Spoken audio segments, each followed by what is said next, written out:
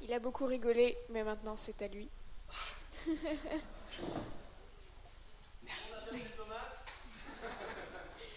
Donc Julien Moura va nous parler de la contribution à la culture de l'écosystème sur QGIS avec l'expérience Géotribu. C'est vrai.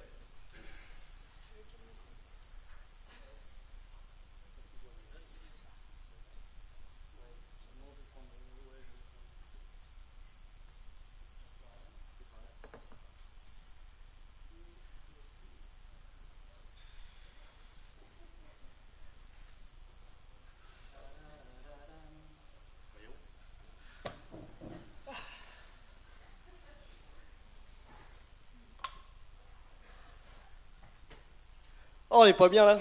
Bon. Bonjour, rebonjour à tous.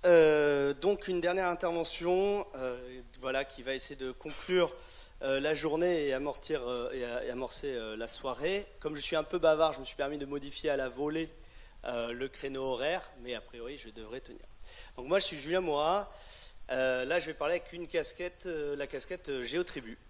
Voilà, là j'étais casquette bénévole OSGeo et là je suis casquette Géotribu. Donc l'enjeu de cette présentation, c'est comment, donc c'est un peu un retour d'expérience à travers Géotribu, comment on contribue à l'écosystème de QGIS de façon en fait un peu différente que juste faire du code ou balancer du pognon, etc. Ce qui est super, hein, non. Mais voilà, donc l'idée c'est un peu de partir en trois phases, hein, tout simplement. Je vais vous dire c'est quoi Géotribu, un peu regarder dans le rétro, depuis quand on est là. Ensuite, comment QGIS, on a vu QGIS dans les yeux de Géotribu. Alors, comme c'est un peu long, finalement, j'ai fait une synthèse en quelques slides. Et puis, en fait, après, essayer de se projeter sur des perspectives et des prospectives croisées sur les deux projets, à la fois d'un point de vue de QGIS et un point de vue de Géotribu. Donc, la dernière partie, c'est un avis personnel. Et donc, si vous n'êtes pas d'accord avec...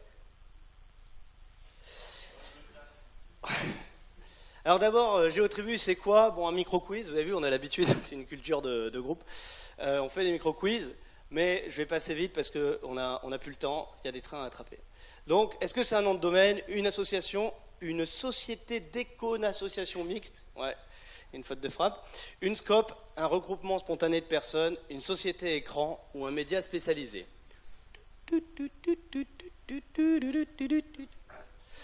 Oui, c'est d'abord un nom de domaine. Et ça n'est quasi que ça. Non, ça n'est pas une association. En fait, j'ai l'écran là, c'est pour ça que j'ai fait. Ça n'est pas une société d'économie mixte. Ça n'est pas une scope. C'est un regroupement spontané de personnes, plus ou moins volontaires. Voilà. Plus ou moins spontané. Et une société écran. En tout cas, on ne le dirait pas ici. Et un média spécialisé, ben... Bon, c'est pas vraiment un média spécialisé, enfin, c'est pas comme ça qu'on se voit. Néanmoins, depuis quelques années, avec la disparition des vrais médias spécialisés indépendants, notamment Décryptageo, et ben en fait, on se trouve invité comme média. Voilà. Bon, on boude pas notre plaisir, on a des entrées gratos. Donc voilà, et ça nous donne aussi, enfin, c'est peut-être bête, mais du coup, on y reviendra, mais avec cette sorte de reconnaissance, il y a aussi la maturité qui vient, enfin la vieillesse, quoi, en fait. Et du coup, peut-être on se lâche moins. Alors, c'est qui? Eh bien, Géotribu n'est affilié à aucune entreprise, donc c'est 100% sur du temps libre. Voilà, donc ça, je le dis, je le redis, parce que parfois, comme j'ai aussi une casquette Auslandia, des fois, les gens se disent que c'est un organe de diffusion d'Auslandia qui ne dit pas son nom, mais ça n'est pas ça.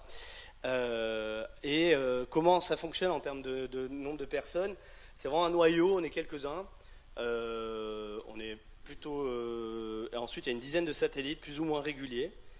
Le gros point important, en tout cas c'est moi qui parle, mais pour moi c'est important, c'est le côté bonne ambiance. On essaie de faire du travail sérieux, même s'il est bénévole, et de se faire plaisir à le faire. Voilà, et surtout aucune obligation de résultat et d'engagement. Donc si on n'est pas dispo, si on n'a pas le temps pour faire la revue de presse, un article, une relecture, etc., et bon, tant pis. Voilà, c'est à peu près voilà, dessus. Alors moi là-dedans, je fais un peu office de vieux de la vieille, parce que je crois que dans l'équipe finalement il y a pas Arnaud qui est encore là de temps en temps et qui a été le fondateur, un des cofondateurs. Voilà, donc comme je suis vieux de la vieille, je suis un peu le responsable de publication. Je suis l'ayatollah du Markdown aussi, et je suis aussi support technique. Je fais vachement moins de blagues. Vous avez vu? Côté valeur, Géotribu, c'est quoi? C'est deux choses, c'est principalement la technique et le libre. On est plutôt tout de suite à avoir pris une dimension, tiens, on aime bien coder, on aime bien machin.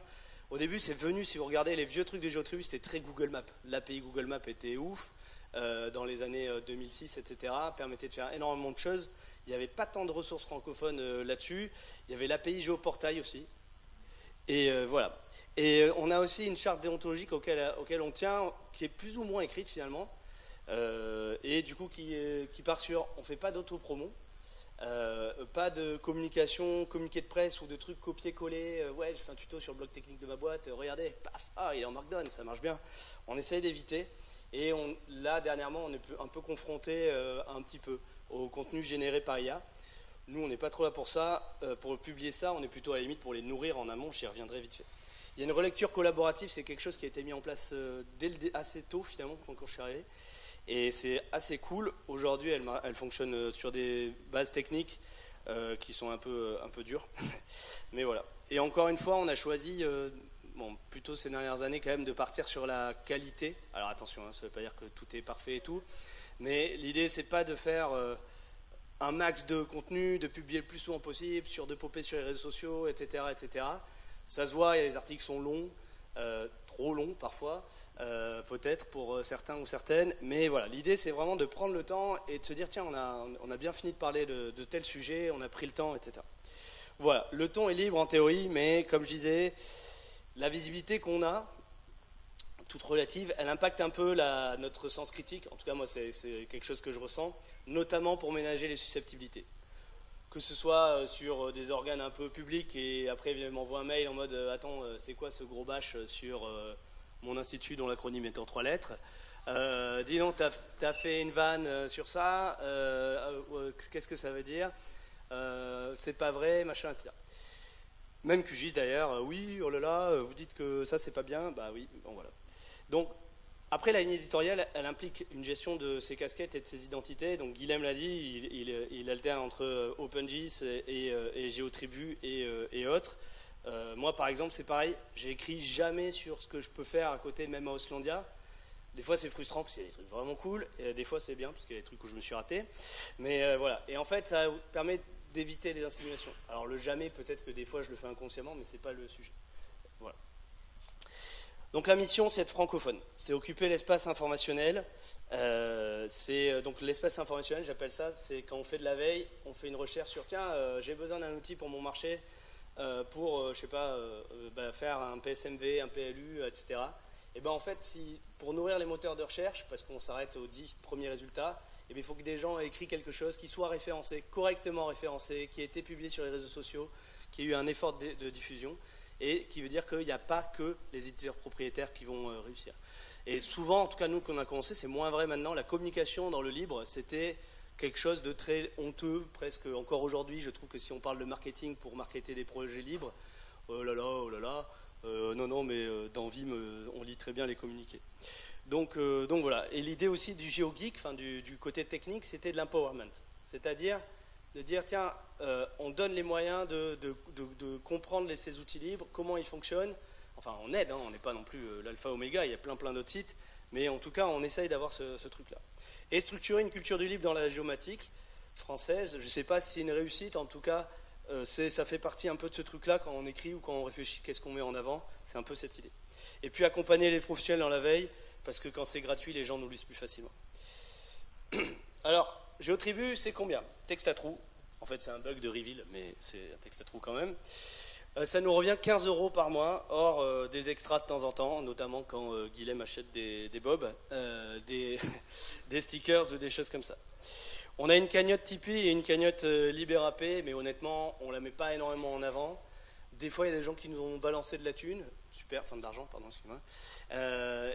C'est sympa, c'est plus ponctuel. Mais en fait, à plus de 88%, c'est en fait plutôt l'équipe qui s'en sert pour... ah tiens, ça fait longtemps que je ne contribue plus, donc j'ai envie de mettre au pot ou des choses comme ça. Et c'est notamment Arnaud qui assure 10 ou 12 € par mois depuis 4 ans. Ensuite, il y a un soutien sans faille, c'est le seul qui vaille.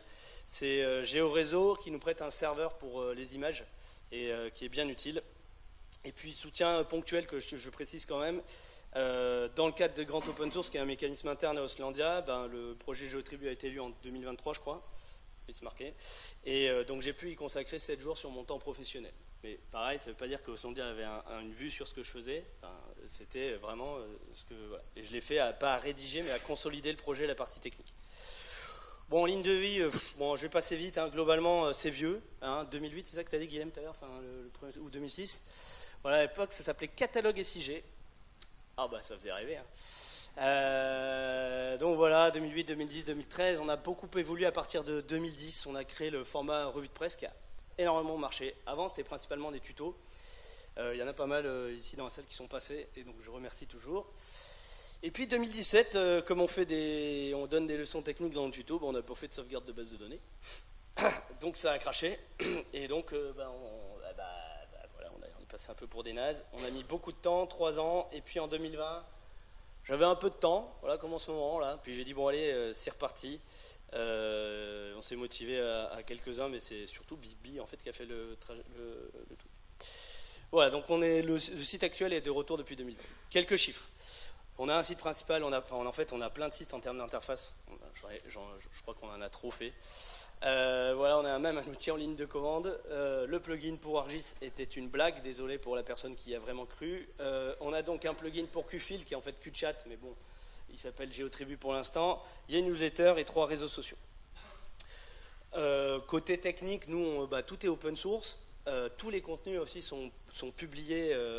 Vous pouvez les consulter si vous aimez lire le Markdown ou le rendu Markdown de GitHub, c'est possible.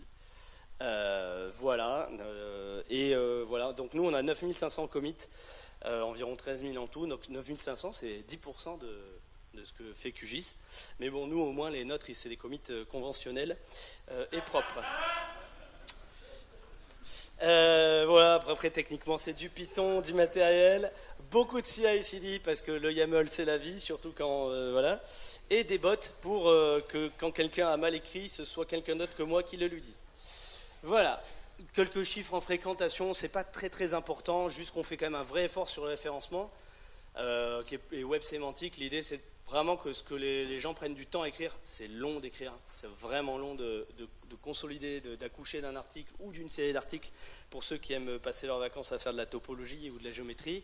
Et du coup, c'est long et donc il faut avoir l'effort qu'on fait nous en tant qu'équipe, c'est au moins c'est publié et c'est accessible, c'est référencé, etc. Ça ne veut pas dire qu'on achète des AdWords, là, enfin des machins sur les moteurs de recherche, des pubs, etc. On n'a jamais fait ça, ni même sur les réseaux, mais ouais, on essaye de faire ce truc-là. Après, on prend un peu cher, parce qu'on a changé d'URL. Le site était complètement différent, donc en fait, tous les bots, je ne vous dis pas le nombre de notifs qu'on a essuyés, mais maintenant, ça va mieux. Bon, en termes de communauté, c'est pas fifou non plus. Enfin, ça va, on a des retours, les gens nous reconnaissent un petit peu, peut-être parce qu'on fait des apéros aussi dans les salons, mais c'est personnel. On a quand même plus de 90 personnes qui ont un moment contribué au site principal. Bon, des fois, j'ai corrigé une virgule, mais globalement, c'est assez cool. Et les réseaux sociaux, je trouve qu'on a pas mal d'abonnés. Honnêtement, je ne m'attendais pas à ça, en tout cas sur LinkedIn.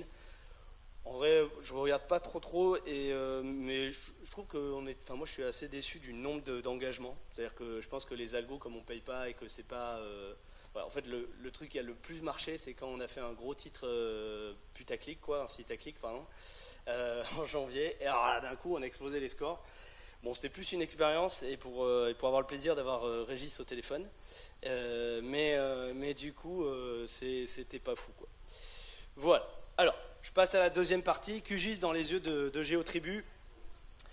C'est une longue histoire, mais c'est d'abord du fun, et d'ailleurs c'est en parler de façon légère et sérieuse. Une longue histoire, en fait, le premier article est dédié, c'est pas juste une ligne dans une news, c'est novembre 2008. Donc sur le workshop Quantum J, je suis allé voir vite fait, qui avait été fait par je sais plus qui, enfin il y avait Tim Sutton, etc.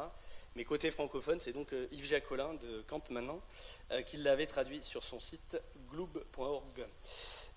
Voilà, on a 200 contenus liés à QGIS, c'est-à-dire directement, c'est-à-dire vraiment ils l'ont dans leur tag, dans leurs mots-clés. Voilà, c'est principalement des news. Pourquoi ? Parce qu'à un moment, ce qui fonctionnait beaucoup comme contenu, c'était les revues de presse, que c'est, entre guillemets, quand on est plusieurs, moins cher à produire. Enfin, les news sont des blocs. Et donc, du coup, il y en avait beaucoup. Et c'est un projet qui crée pas mal de nouvelles, notamment parce qu'on relaie les autres blogs, les autres qui font des choses avec QGIS.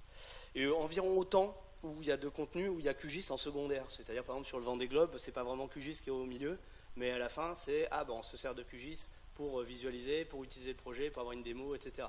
Donc il y a toujours, enfin pas toujours, mais il y a très très très souvent du QGIS au coin d'un truc. Après, j'ai pas de progression sur les années, je devais le faire, puis j'ai eu un petit peu la flemme, pas le temps, parce que vous comprenez, je suis un petit peu pris en ce moment. Mais du coup, il y a eu une vraie progression qu'on voit qui suit un peu le nombre d'offres d'emploi aussi sur Géruso qui mentionne QGIS avec cette explosion qui a croisé celle de MapInfo qui est tombée. Bon, énormément de choses se sont passées dans les années 2010-2015. C'est vraiment énorme l'explosion de QGIS, et même par rapport à d'autres logiciels. Ce qu'il faut comprendre, c'est qu'à l'époque, nous, on parlait de UDIC, de GVSig, de plein d'autres logiciels desktop. Je parle moins du web, vous verrez, mais parce qu'on était plus, j'ai attribué à plus de gens qui sont venus contribuer sur des clients légers type Leaflet, OpenLayers, MapLibre et Mapbox quand ils étaient du bon côté. Donc voilà, mais voilà. Donc, ouais, en fait, c'est ce que j'étais en train de dire. En synthèse, finalement, on a senti que QGIS est passé du côté sidekick quand on relit bien les contenus en diagonale, ou pas en diagonale d'ailleurs. En fait, c'est vraiment ce truc où on sent au début il apparaît, c'est cool, il devient, c'est le principal, et il est incontournable. Au début, on sent vraiment que c'est un logiciel qui était, quand je dis le sidekick, donc c'est le secondaire qui est là. Vous avez ArcGIS ? Bon, installe QGIS parce qu'en fait, il te permet de faire MapInfo vers Shape facilement, ou des choses comme ça. D'ailleurs, j'avais fait il n'y a pas si longtemps, parce que dans une formation, je m'étais égaré, ce qui m'arrive jamais. Mais du coup, j'avais fait une formation QGIS, et donc j'avais essayé de faire la formation avec QGIS 0.9, Ganymede. Je n'étais pas allé loin, mais il y avait déjà des choses en place. Il est gratuit, ça a clairement poussé sa forte adoption, mais c'est pas que ça, parce que les autres aussi dans le libre, notamment GVSig, qui a vraiment, moi par exemple j'ai travaillé en Amérique latine pendant quelques années, la communauté hispanophone de GVSig elle est assez importante, et donc c'était pas évident finalement qu'il fallait utiliser QGIS. Et comme j'ai 28 ans, c'était il y a quelques années quoi. Donc il y a d'autres raisons qui l'ont fait, et je pense vraiment que l'aspect notamment GeoTribu, mais de façon très minoritaire, plutôt les blogs finalement francophones, mais aussi les sites étatiques qui à un moment ont choisi QGIS à la place de MapInfo, les institutions et qui ont fait de la communication là-dessus, ont vraiment aidé à faire qu'il est passé devant la ligne, en tout cas en France, et ça se retrouve bien. Aujourd'hui, il est clairement hégémonique dans l'écosystème open source. Des fois, on parle, quelqu'un qui va faire de la géomatique dit qu'il fait du QGIS, et d'ailleurs, il va utiliser Saga, Grace, etc. Et je sais que les plus résistants d'entre nous vont dire non, mais moi je fais Grace et tout, et puis dans Saga, il n'y a pas tout, et puis je fais de l'OTB aussi. Oui, mais en fait, on peut aussi le faire par QGIS aujourd'hui. Et donc, il y a un peu cette hégémonie qui s'installe, et cet aspect que je trouve de guichet unique. À chaque fois, je me suis rendu compte que justement, on parlait de QGIS en fin de tuto ou au milieu. On disait, ça, tu peux l'ouvrir avec QGIS. À la fin, on y passe tous, ou toutes. Et il y a vraiment, même quand on fait du web, on se dit, tiens, dans QGIS, on peut faire ça. Même si notre stack web, elle est sur GeoServer, on va se connecter, via QGIS, etc. Donc, il y a vraiment tout ce truc-là. Et il y a même des outils, quand je dis des outils, on pense librairie logicielle, mais aussi les services. On va géocoder via QGIS. Alors, c'est pas forcément l'interface finalement la mieux pensée pour faire ce genre de choses. Donc globalement, c'est pas l'interface la mieux pensée, fin de la phrase. Mais voilà, c'est quand même c'est assez emblématique. Il y a aussi autre chose qui m'a marqué, c'est qu'au début, GeoTribu comme d'autres sites, en fait, on faisait beaucoup un rôle de quick start et de documentation. Pas que sur QGIS d'ailleurs, sur tous les autres outils libres, parce que faire de la doc, c'est cher, c'est coûteux en énergie bénévole, c'est pas forcément le dev qui fait la meilleure doc, etc. Et donc, au début, tous les tutos contenus, c'était vraiment de comment faire quelque chose qui devrait être dans la documentation officielle. Aujourd'hui, ça paraît plus logique, ça ne l'était pas à l'époque. Et on se rend compte, en lisant un peu plus, la progression énorme. Alors, j'ai mis la traduction, en vrai, je ne suis pas trop ça, mais la traduction, l'évolution de la documentation et la professionnalisation qu'il y a eu aussi ces dernières années, elle est exceptionnelle. Et franchement, ça mériterait d'applaudir les gens derrière la documentation.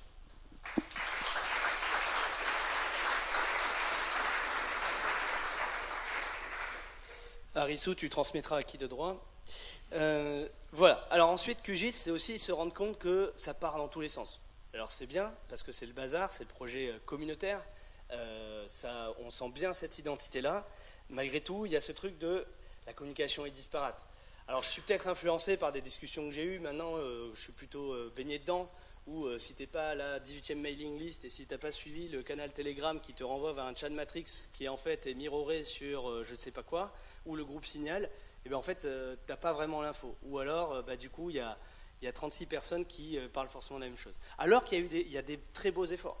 Je veux dire, juste la vitrine du site web, ou si on parle des visual changelog, ça c'est une perle. Enfin, honnêtement, c'est un truc qui est exceptionnel. Et d'ailleurs qui du coup... on le voit dans Géotribue, je parlais de la doc, Visual Changelog, pour moi c'est là-dedans. On documente visuellement, grosso modo, ce qui va impacter une nouvelle version.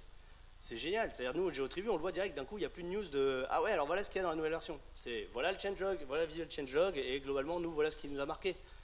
Mais c'est limite une phrase d'accroche pour inviter le lecteur à cliquer sur la vidéo s'il n'a pas envie, ou s'il est supposé bosser dans sa réunion avec un groupement important.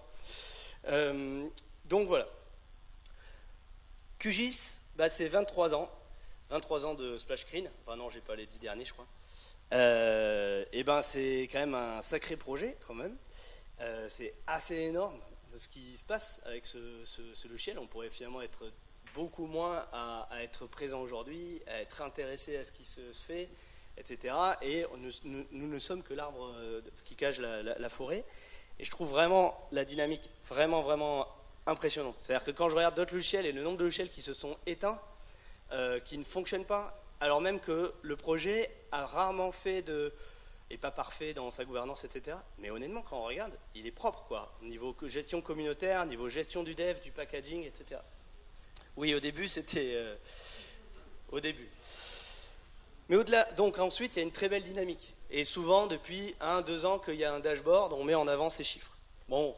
Moi, je ne suis pas très fan de ces chiffres-là. J'ai plutôt même tendance, quand j'ai pas une caméra, un micro, à les descendre.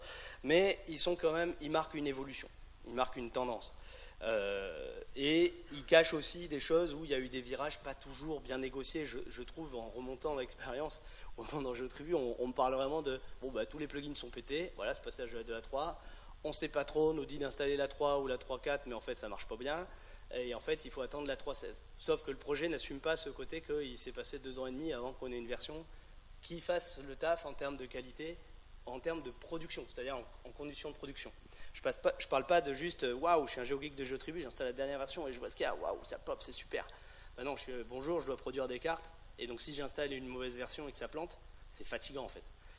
Quelqu'un plutôt dans la journée parlait de mettre la LTR-1, mais oui. Et il faut pouvoir le dire. Derrière cette très belle dynamique, il y a ça aussi. Il y a encore des choses à améliorer et c'est très très bien. Et là, je vois moins mes notes.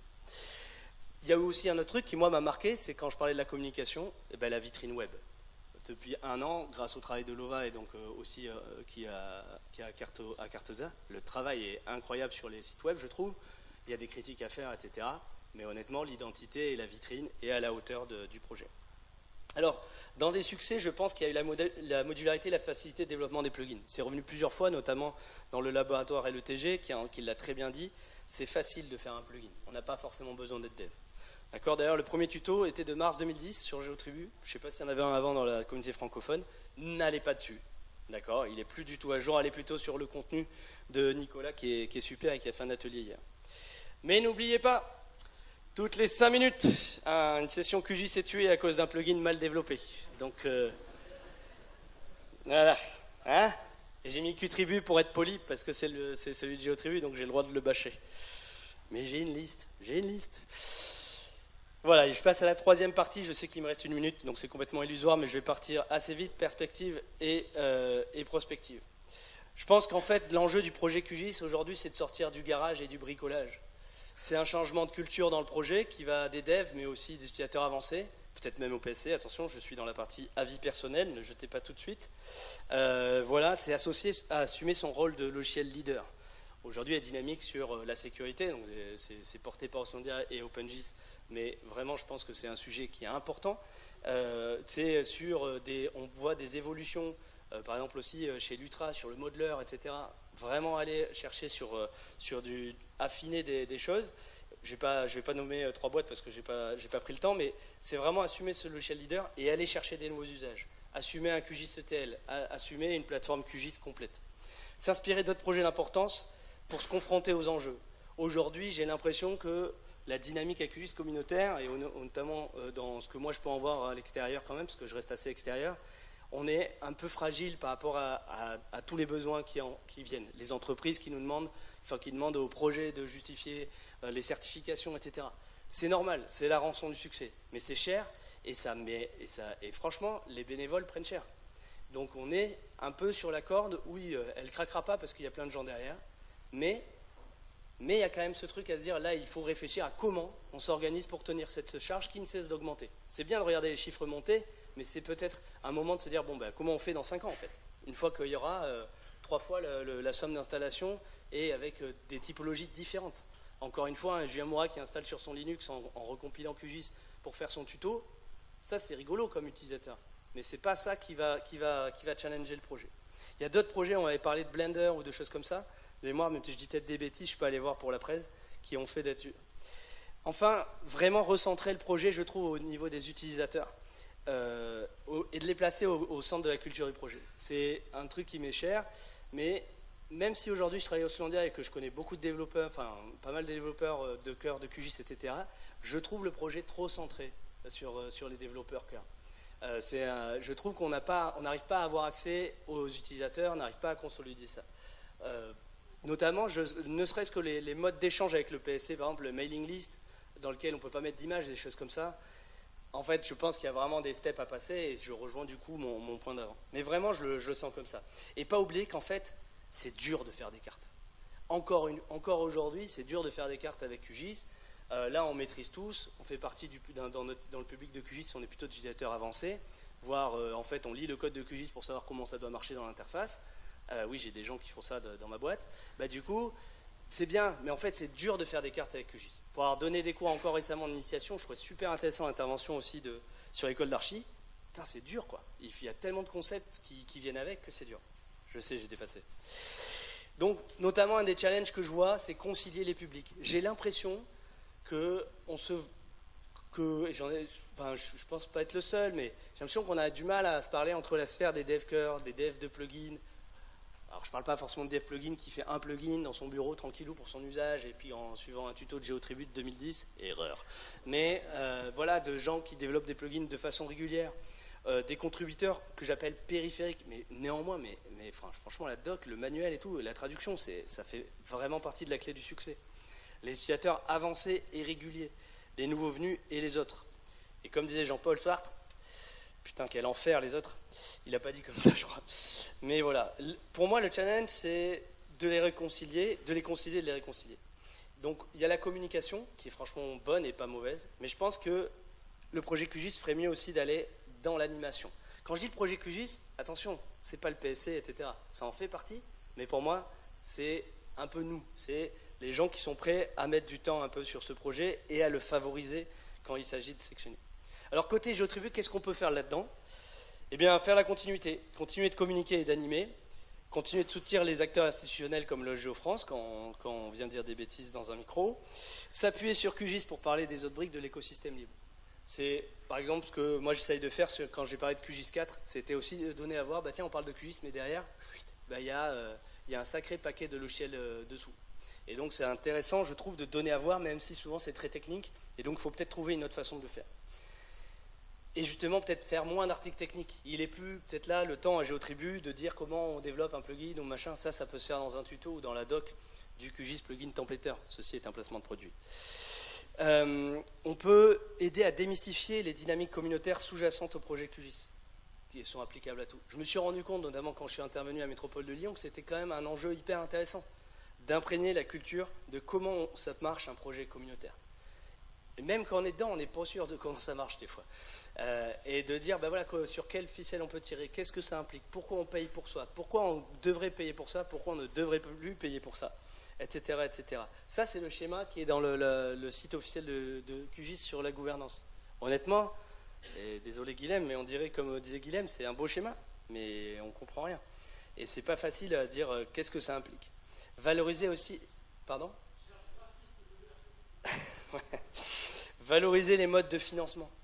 Je pense que dans GeoTribu ou dans l'OSGeo, j'en sais rien, peut-être où le publier, parce que quand je dis GeoTribu, en fait, ça peut être ailleurs, il est temps de documenter de comment on achète du QGIS, comment on le fait vivre.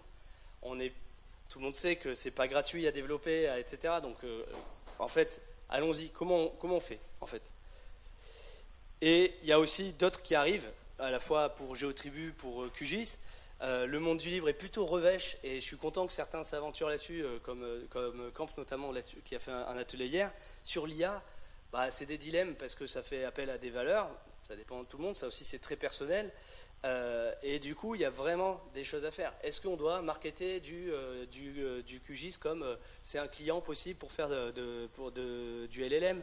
Je ne sais pas, est-ce que les LLM doivent intégrer du QGIS dans le cœur? Je ne sais pas. Est-ce qu'on peut faire une PR dans QGIS qui a été faite avec un modèle? Est-ce qu'on peut le faire, etc. Et je dis ça parce que ça nous concerne aussi à GeoTribu. Je parlais des contenus générés. Beaucoup, je me suis mis des détecteurs de trucs. Vous pouvez savoir sur le nombre de soumissions cette dernière année, où j'ai un petit warning qui s'affiche. Mais je pense que c'est 8 sur 10, facile. Parce que ça permet de relire, je pense, etc. C'est plutôt du mineur. C'est pas de la rédaction from scratch, c'est plutôt faire relire, reformuler. Je le vois à l'usage. Mais ça arrive. Qu'est-ce que je fais de ça? Est-ce que je dois dire, qu'est-ce qu'on doit dire en tant que responsable de publication? Va mourir? Non, peut-être pas. Mais voilà, ça, il y a des choses à dire. Enfin, lancez-vous, rédigez des tutoriels d'actualité, nourrir la pompe d'échange de savoir avec vos retours d'expérience, constituer, diffuser une veille et relayer, vulgariser les nouveautés ou autres d'ailleurs. Et sur GeoTribu ou ailleurs, ceci, malgré ce que disait Guilhem, n'est pas un appel à contribuer sur GeoTribu. Si ça vous intéresse, venez. Si vous avez des choses à dire différentes de ce qu'on a produit jusque-là, allez-y. Bref, ce support est sous licence Beerware. Il est libre, allez-y si vous voulez. Et rendez-vous à l'apéro ce soir, si vous voulez nous soutenir. Et c'est le moment des questions-réponses, où il n'y en aura pas peut-être, c'est ça? Merci.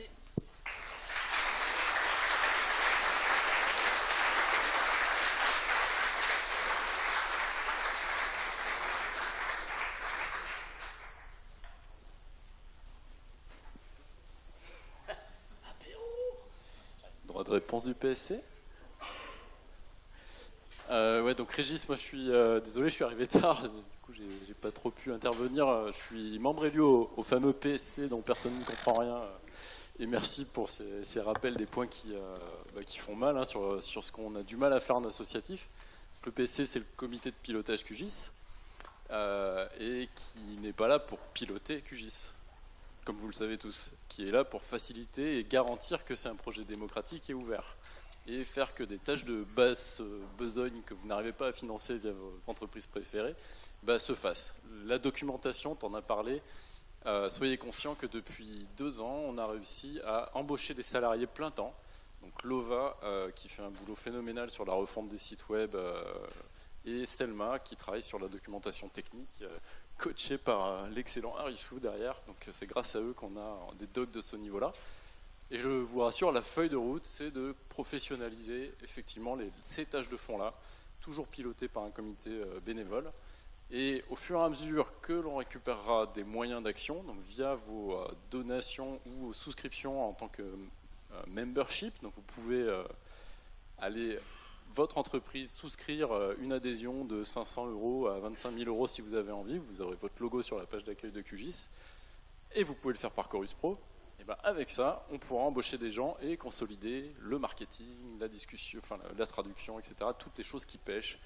L'infrastructure, on a déjà quelqu'un qui est en train d'arriver, qui va mieux gérer les serveurs. Donc effectivement, on passe du logiciel libre, des vieux de la vieille, 100% bénévole, à une crise de succès. Il faut l'accompagner, il faut accepter de l'accompagner.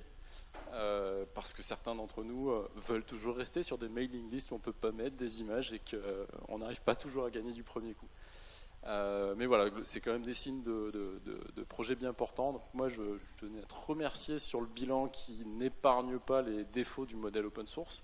C'est important qu'on en ait conscience, mais ayez conscience que juste par le fait que vous passez des prestations auprès de ces entreprises qui contribuent à l'écosystème, ou que vous fassiez des donations ou des adhésions à QGIS.org, et ça marche par Chorus Pro, ça permet d'embaucher du monde et vous avez un niveau de service qui augmente. Et effectivement, l'avenir va pas nous laisser le choix. Certification, sécurité, etc. Des choses pas très fun qu'on n'aimait pas et qu'il va falloir manger, quoi. Voilà. On a perdu un logo de sponsor or sur cette diapo. La métropole de Grenoble fait une réclamation. Est-ce qu'il y a d'autres questions? Pourquoi spoiler QGIS 4 avant que ça soit décidé?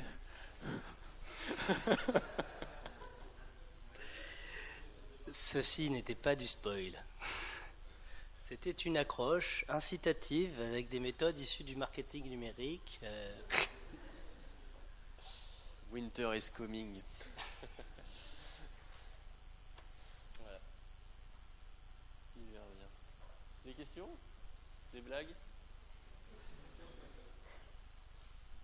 Non mais là, il faut libérer les gens, je pense. Libéré, délivré.